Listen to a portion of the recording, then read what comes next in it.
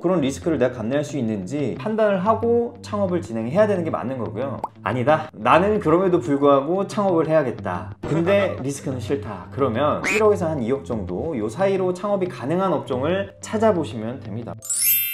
네, 안녕하세요. 부만사의 조 팀장입니다.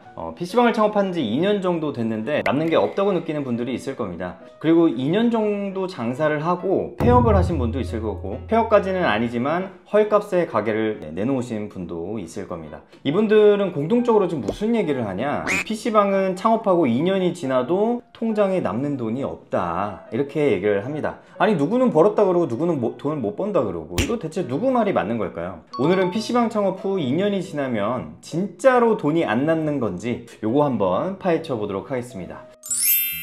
자, 그러면 안 남는다는 사람들의 논리부터 따져봐야겠죠. 이게 일단 장사가 안 돼서 그렇다는 얘기, 뭐 이런 얘기는 애초에 좀 빼겠습니다. 전제가 장사가 안 돼서 돈이 안 남는다는 거는 PC방 자체가 문제가 있는 건 아니니까 그건 좀 빼고 얘기를 하나씩 한번 해볼게요. 첫 번째는 PC방 창업할 때 못해도 한 4억에서 5억 정도는 들어가고, 그중 절반 이상을 뭐 대출을 보통 하게 되죠. 그렇게 되면 벌 때마다 매월 은행에 이제 원리금으로 돈을 다 갖다 주게 된다. 그래서 돈을 못 번다, 이런 얘기가 있는데, 이거는 일단 잘못된 접근이죠. 이게 4억을 예를 들어서 투자를 했는데 2억을 대출했다고 치는 거예요. 50% 정도 대출을 해서 창업을 한 거죠. 그래서 월 1,000만 원 정도를 벌었을 때 매월 500만 원을 은행에 원리금으로, 그러니까 원금 플러스 이자로 상환을 하는 거죠. 그렇게 되면 그 사람은 뭐 4억을 투자해서 500을 버는 사람이 아니라 사실상 2억 투자해서 500 버는 거라고 보는 게 맞습니다. 근데 만약 내가 1,000만 원이 아니라 한 달에 700만 원을 순수익이 났다, 그래도 똑같이 500만 원 원리금을 상환해야 되기 때문에 그러면 남는 건 200만 원밖에 없죠. 그 200만 원밖에 못 버는 그런 리스크가 있지 않냐, 이렇게 말할 수가 있습니다.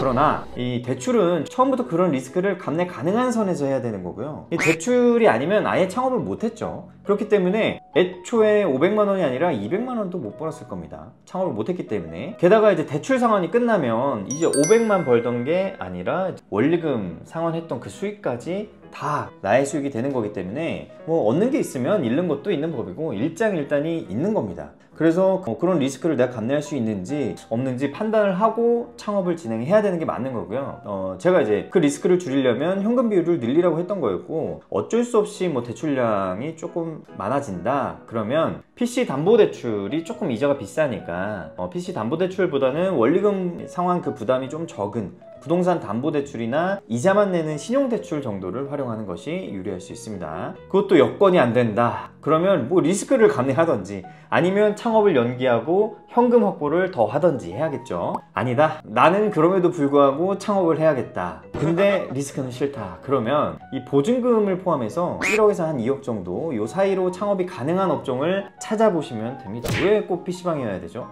PC방은 이런 리스크가 있고 리스크가 싫으니 다른 창업을 해야겠죠. 뭐 예를 들면 뭐 무인 카페나 무인 사진관 같은 뭐 이런 것들은 창업할 수 있겠지만 무인이다 보니까 또 수익 남기기가 쉽지 않습니다. 창업할 때 뭐 한 1억 5천 정도가 들어갔다 그러면 수익이 조금 작기 때문에 원금 매수는 거의 기본 한 4년 이상 이제 걸린다 생각하고 시작을 하셔야 되는 거고요. 아니면 뭐 그 정도 창업 비용으로 이제 할 수 있는 것 중에 요식업, 배달업종 같은 거를 차리셔도 되는데, 그거는 이제 또 수익은 뭐 PC방까지는 아니지만 뭐 무인보다는 좀 나을 수 있거든요. 대신에 몸이 죽어나가는 거를 사전에 각오하셔야 됩니다. 세상에 싸고 좋은 건 없습니다. 1년에 2번 부가세 목돈이 꼭 나간다, 뭐 이런 얘기가 있습니다. 일단 뭐 PC방이 특별히 세금이 많이 나오는 것은 아니고요. PC방이 수익이 남고 안 남고의 문제 자체는 아니죠, 요 세금은. 그럼에도 불구하고 제가 설명을 해드리면 월 매출 한 5천에서 6천 정도 나오면 뭐 증빙을 얼마나 했느냐에 따라 다르겠지만 대략 반기마다 한 900만 원에서 한 1000만 원 정도 부가세를 내게 됩니다. 1년 동안 월 매출 평균이 6천이다 그럼 거의 1년에 2천만 원 뭐 위아래로 이제 세금을 내겠죠. 근데 부가세라는 게요, 애초에 사장님 돈이 아닙니다. 이걸 좀 많이들 착각을 하시죠. 이게 손님 대신 세금 신고를 하려고 손님에게 미리 받아두는 돈이죠. 우리가 뭐 1,000원짜리 물건을 샀다 그러면 그 중에 한 10%는 부가세가 포함이 되어 있는 거예요. 그래서 부가세를 이제 세금 신고할 손님 돈을 이제 내 거라고 착각을 하고 있다가 세금 신고하고 나서 뺏겼다고 생각하는 사람들이 많다는 거죠. 요거는 이제 잘못된 생각이고, 애초에 그냥 부가세만큼은 아예 빼고 수익 계산을 하는 습관을 가지시면 좋습니다.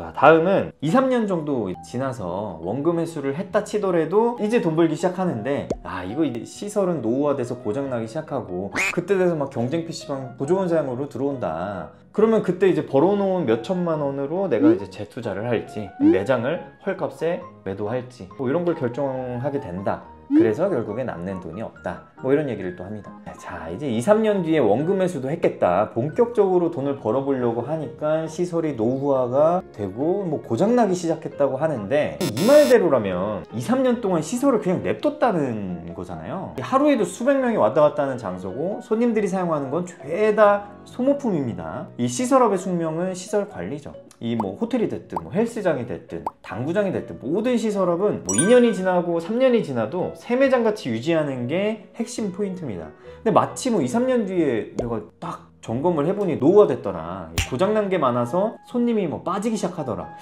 이게 재투자를 해야 될까? 이런 게 아니라는 거예요. 이거는 진짜로 상상으로만 영업을 하셨거나 아니면 정말 진짜 영업을 관심 없이 하신 거예요. 매출이 안 나오고 뭐 돈이 안 된다 이런 얘기를 할 자격이 없는 거죠. 재투자는 필요에 따라서 퀄리티 유지를 위해서 계속 하는 겁니다. 지속적으로. 그래서 제가 뭐라고 하죠? 매월 대당 10,000원에서 15,000원 정도를 정해서 비축해 놓으라고 하는 거고요. 근데 제가 이제 10,000원에서 15,000원이라고 하니까 우리 제로백 사장님들 다 죄다 10,000원으로 설정해 놓으셨던데, 그냥 여유 있게 15,000원으로 제가 이제 앞으로 하겠습니다. 이제 물가도 올랐고 15,000원씩은 대당 비축을 하시는 게 좋습니다. 자, 그러면 새 매장처럼 유지했다 치더라도 나는 뭐 2, 3년 전에 사양이고 옆에 새로 들어온 PC방은 최신 사양인데 이거 어떡하냐, 이거 맞춰야 되는 거 아니냐, 이렇게 또 얘기를 할 수가 있는데, 혹시 뭐 2, 3년 전 사양에는 안 돌아가고 40 시리즈 이제 그래픽카드에만 돌아가는 그런 게임이 있나요? 지금? 없습니다. 2, 3년 전 사양이면 30 시리즈 지금 달고 있을 텐데, 또 30 시리즈 달고 있어도 적어도 전국 상위 5% 안에 들어가는 사양이거든요. 그건 이제 데이터에 다 나와 있어요. 게임트릭스라는 사이트에 들어와서 데이터를 확인해 보시면은 현실을 보실 수가 있는 거고, 옆에 신규가 들어왔는데 같은 뭐 30 시리즈로 들어왔다. 그러면 뭐 10명 뺏길 거를 40 시리즈로 들어오는 바람에 뭐 15명 뺏길까요? 잘 생각해 보시기 바랍니다. 이성적으로. 손님을 뺏겨서 타격이 크다면 이 왜 뺏겼지 이 문제를 사양에서 찾을 때가 아닙니다.